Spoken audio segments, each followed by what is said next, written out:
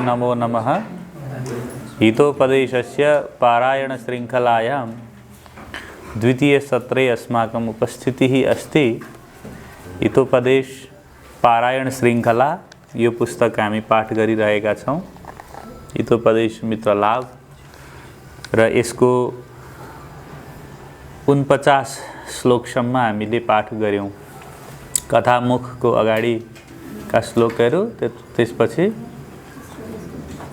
हितोपदेशको कथा आरम्भ भइसकेपछि 49 श्लोकसम्म पाठ गर्यौं। अब हजुरहरू निरन्तर पुनः 50 श्लोकबाट हितोपदेश आफ्नो अगाडि हातमा लिएर निरन्तर पाठ गर्न सक्नुहुनेछ। पठामः। योऽधिकात् योजनशतात् पश्यति हामिशङ्खगः।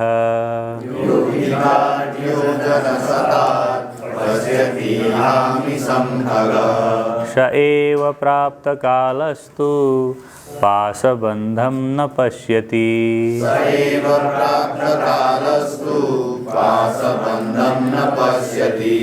शशि दिवाकरयोर्ग्रहपीडनम्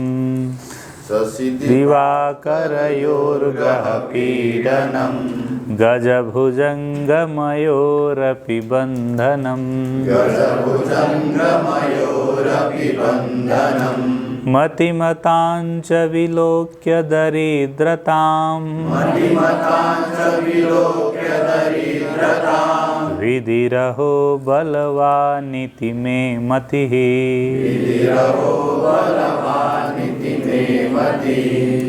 व्योमैकान्तविहारिणोऽपि विहगा सम्प्राप्नुवन्त्यापदम्।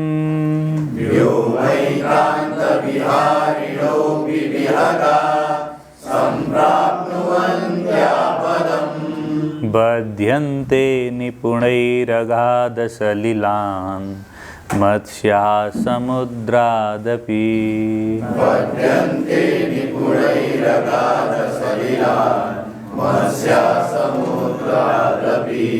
दुर्नीतं किमिहास्ति किं सुचरितं कस्थानलाभे गुणः।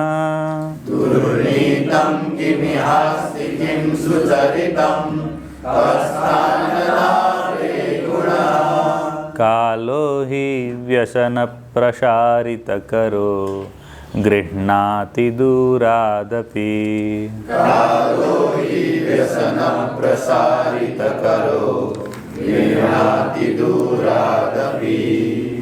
यानि कानि च मित्राणि कर्तव्यानि शतानि च।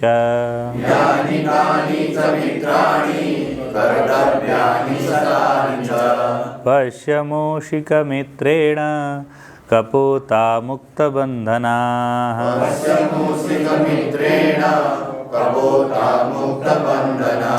यद् येन युज्यते लोके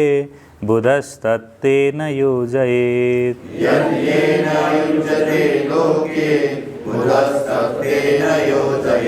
अहमन्नं भवान् भोक्ता कथं प्रीतिर्भविष्यति।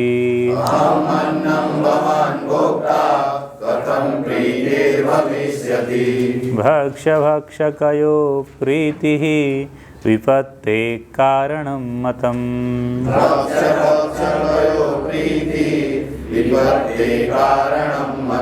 शृगालात् पाशबद्धोऽसौ मृगकाकेन रक्षितः।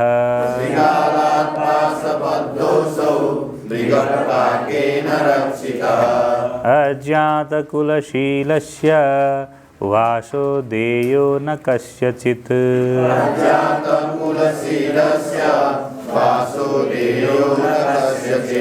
मार्जारस्य हि दोषेण हतो गृध्रो जरद्गवः।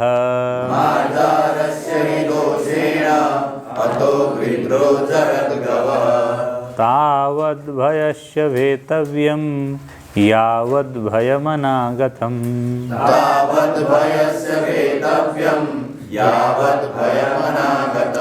आगतं तु भयं वीक्ष्य नरः कुर्याद् यथोचितम्। नरः कुर्यात् यथोचितम् जातिमात्रेण किं कश्चित् बध्यते पूज्यते क्वचित् जातिमात्रेण किं कश्चित् बध्यते पूज्यते क्वचित् व्यवहारं परिज्ञाय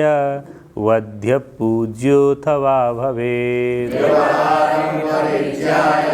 वध्यपूज्योऽथवा भवेत् अरावप्युचितं कार्यम् आतिथ्यं गृहमागते अरावप्युचितं कार्यम् आतिथ्यं गृहमागते चेत्तु पार्श्वगतां छायां नोपसंहरते द्रुमः चेत्तुपार्श्वगतां छायां नोपसंहरते द्रुमः तृणानि भूमिरुदकं वाक्चतुर्थी च सुनृता तृणानि भूमिरुदकं वाक्चतुर्थी च सुनृता एतान्यपि शताङ्गेः नोच्छिद्यन्ते कदाचन एतान्यपि शताङ्गेः नोच्छिद्यन्ते कदाचन बालो वा यदि वा वृद्धो युवा वा गृहमागतः बालो वा यदि वा वृद्धो युवा वा गृहमागतः तस्य पूजा विधातव्या सर्वस्याभ्यागतो गुरुः तस्य पूजा विधातव्या सर्वस्याभ्यागतो गुरुः निर्गुणेष्वपि सत्त्वेषु दयां कुर्वन्ति साधवः निर्गुणेष्वपि सत्त्वेषु दयां कुर्वन्ति साधवः न हि संहरते ज्योत्स्नां चन्द्रश्चाण्डालविष्मनः न हि संहरते ज्योत्स्नां चन्द्रचाण्डालविष्मनः अतिथिर्यस्य भग्नाशो गृहात् प्रतिनिवर्तते अतिथिर्यस्य भग्नाशो गृहात् प्रतिनिवर्तते स तस्मै दुष्कृतं दत्त्वा पुण्यमादाय गच्छति स तस्मै दुष्कृतं दत्त्वा पुण्यमादाय गच्छति उत्तमस्यापि वर्णस्य नीचोऽपि गृहमागतः उत्तमस्यापि वर्णस्य नीचोऽपि गृहमागतः पूजनीयो यथा योग्यं सर्वदेवमयोतिथिः पूजनीयो यथा योग्यं सर्वदेवमयोतिथिः सर्वहिंसानिवृत्ताये नराः सर्वसहाश्चये सर्वहिंसानिवृत्ताये नराः सर्वसहाश्चये सर्वस्याश्रयभूताश्च ते नराः स्वर्गगामिनः सर्वस्याश्रयभूताश्च ते नराः स्वर्गगामिनः एक एव सुहृद्धर्मो निधनेऽप्यनुयाति यः एक एव सुहृद्धर्मो निधनेऽप्यनुयाति यः शरीरेण समं नाशं सर्वमन्यत्तु गच्छति शरीरेण समं नाशं सर्वमन्यत्तु गच्छति योऽति यस्य यदा मांसम् उभयो पश्यतान्तरम् योऽति यस्य यदा मांसम् उभयो पश्यतान्तरम् एकस्य क्षणिका प्रीतिः अन्यप्राणैर्विमुच्यते एकस्य क्षणिका प्रीतिः अन्यप्राणैर्विमुच्यते मर्तव्यमिति यद्दुःखं पुरुषस्योपजायते मर्तव्यमिति यद्दुःखं पुरुषस्योपजायते शक्यस्तेनानुमानेन परोऽपि परिरक्षितुम् सत्यस्तेनानुमानेन परोऽपि परिरक्षितुम् स्वच्छन्दवनजातेन साकेनापि प्रपूर्यते स्वच्छन्दवनजातेन साकेनापि प्रपूर्यते अस्य दग्धोदरस्यार्थे ककुर्यात् पातकं महत् अस्य दग्धोदरस्यार्थे कर्कुर्यात् पातकं महत् यत्र विद्वज्जनो नास्ति श्लाघ्यस्तत्राल्पधीरपि यत्र विद्वज्जनो नास्ति श्लाघ्यस्तत्राल्पधीरपि निरस्तपादपे देशे एरण्डोऽपि द्रुमायते निरस्तपादवेदेशे एरण्डोऽपि द्रुमायते अयन्निजपरो वेति गणना लघुचेतसाम् अयं निजपरो वेति गणना लघुचेतसाम् उदारचरितानां तु वसुधैव कुटुम्बकम् उदारचरितानां तु वसुधैव कुटुम्बकम् न कश्चित् कस्यचिन्मित्रं न कश्चित् कस्यचित् रिपुः न कश्चित् कस्यचित् मित्रं न कश्चित् कस्यचित् रिपुः व्यवहारेण मित्राणि जायन्ते रिपवस्तथा व्यवहारेण मित्राणि जायन्ते रिपवस्तथा आपत्सु मित्रं जानीयात् युद्धे शूरमृडे शुचिम् आपत्सु मित्रं जानीयात् युद्धे शूरमृडे शुचिम् भार्यां क्षीणेषु वित्तेषु व्यसनेषु च बान्धवान् भार्यां क्षीणेषु विद्येषु व्यसनेषु च बान्धवान् उत्सवे व्यसने चैव दुर्भिक्षे राष्ट्रविप्लवे उत्सवे व्यसने चैव दुर्भिक्षे राष्ट्रविप्लवे राजद्वारे श्मशाने च यस्तिष्ठति स बान्धवः राजद्वारे स्नाने च यस्तिष्ठति स बान्धवः सुहृदां हितकामानां यशृणोति न भाषितम् सुहृदां हितकामानां यशृणोति न भाषितम् विपत्सन्निहिता तस्य स नरः शत्रुनन्दनः विपत्सन्निहिता तस्य स नरः शत्रुनन्दनः अपराधो न मे स्थिति नैतद्विश्वासकारणम् अपराधो न मे स्थिति नैतद्विश्वासकारणम् विद्यते हि नृशंसेभ्यो भयं गुणवतामपि विद्यते हि नृशंसेभ्यो भयं गुणवतामपि दीपनिर्वाणगन्धं च सुहृद्वाक्यमरुन्धतीम् दीपनिर्वाणगन्धं च सुहृद्वाक्यम् अरुन्धतीम् न जिघ्रन्ति न शृण्वन्ति न पश्यन्ति गतायुषः न जिघ्रन्ति न शृण्वन्ति न पश्यन्ति गतायुषः परोक्षे कार्यहन्तारं प्रत्यक्षे प्रियवादिनम् परोक्षे कार्यहन्तारं प्रत्यक्षे प्रियवादिनम् वर्जयेतादृशं मित्रं विषकुम्भं पयोमुखम् वर्जयेतादृशं मित्रं विषकुम्भं पयोमुखम् संलापितानां मधुरैर्वचोभिः संलापितानां मधुरैर्वचोभिः मिथ्योपचारैश्च वशीकृतानां मिथ्योपचारैश्च वशीकृतानाम् आशावतां श्रद्धतां च लोके आसावतां श्रद्धतां च लोके किमर्थिनां वञ्चयितव्यमस्ति किमर्थिनां वञ्चयितव्यमस्ति उपकारिणि विश्रब्धे शुद्धमतौ यः समाचरति पापम् उपकारिणि विश्रब्धे शुद्धमतौ यः समाचरति पापम् तं जनमसत्यसन्नं भगवति वसुधे कथं वहसि तं जनमसत्यसन्तं भगवति वसुधे कथं वहसि दुर्जनेन समं सख्यं वैरं चापि न कारयेत् दुर्जनेन समं सख्यं वैरं चापि न कारयेत् उष्णो दहति चाङ्गारः शीतकृष्णायते करम् उष्णो दहति चाङ्गारः शीतकृष्णायते करम् दुर्जनप्रियवादी च नैतद्विश्वासकारणम् दुर्जनप्रियवादी च नैतद्विश्वासकारणम् मधुतिष्ठति जिह्वाग्रे हृदि हालाहलं विषम् मधुतिष्ठति जिह्वाग्रे हृदि हालाहलं विषम् त्रिभिर्वर्षैस्त्रिभिर्मासैः त्रिभिः पक्षैस्त्रिभिर्दिनैः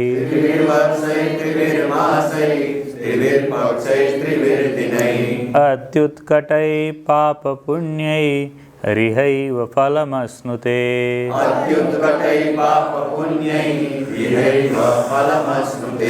भक्षितेनापि भवता नाहारो मम पुष्कलः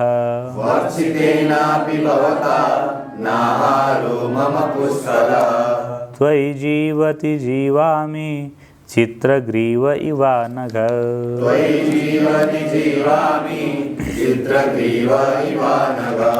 तिरश्चामपि विश्वासो दृष्टपुण्यैककर्मणाम्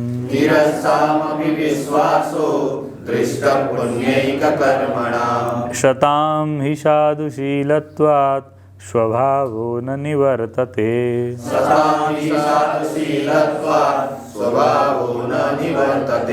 साधो प्रकोपितस्यापि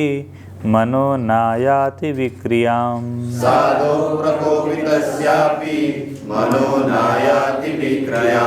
न हि तापयितुं शक्यं सागराम्भस्तृणोल्कया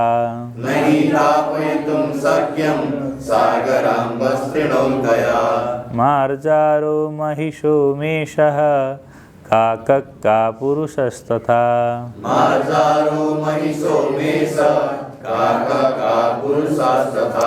विश्वासात् प्रभवन्त्येते विश्वासस्तत्र नो हितः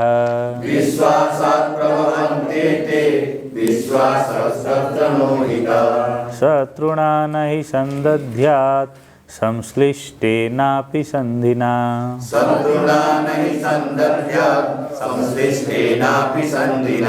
सुतप्तमपि पानीयं शमयत्येव पावकम्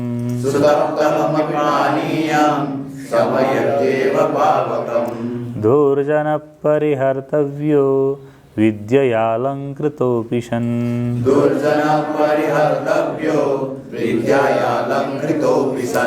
मणिना भूषितः सर्पः किमसौ न भयङ्करः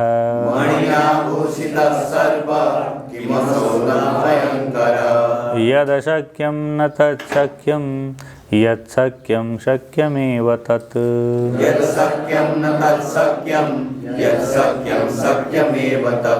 नोदके सकटं याति न च नौर्गच्छति स्थले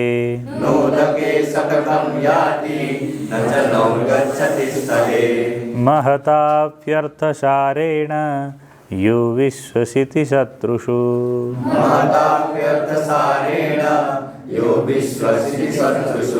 भार्यासु च विरक्तासु तदन्तं तस्य जीवनम्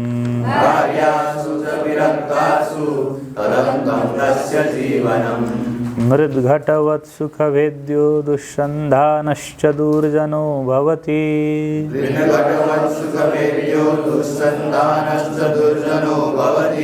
सुजनस्तु कनकघटवत्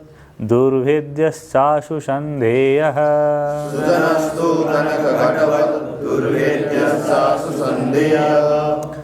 द्रवत्वात् सर्वलोहानां निमित्तात् मृगपक्षिणाम्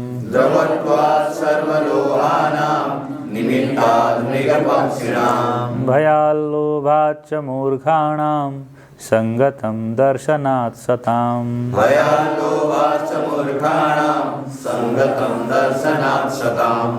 नारिकेलसमाकारा दृश्यन्ते हि सुहृज्जनाः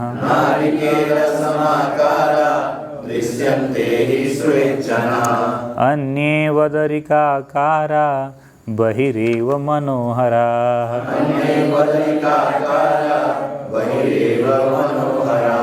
स्नेहच्छेदेऽपि साधूनां गुणानायान्ति विक्रियाम्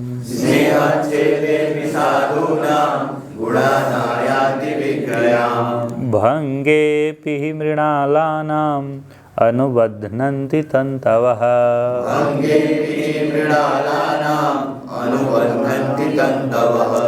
शुचित्वं त्यागिता शौर्यं सामान्यं सुखदुःखयोः सामान्यं सुखदुःखयोः दाक्षिण्यं चानुरक्तिश्च सत्यता च सुहृद्गुणाः दाक्षिण्याचानुरक्तिश्च सत्यता च सुहृद्गुणाः घर्मार्थन्न तथा सुशीतलजलैः स्नानन्न मुक्तावली धर्मार्थं न तथा सुशीतलजलैः स्नानं न मूर्धावली न श्रीखण्डविलेपनं सुखयति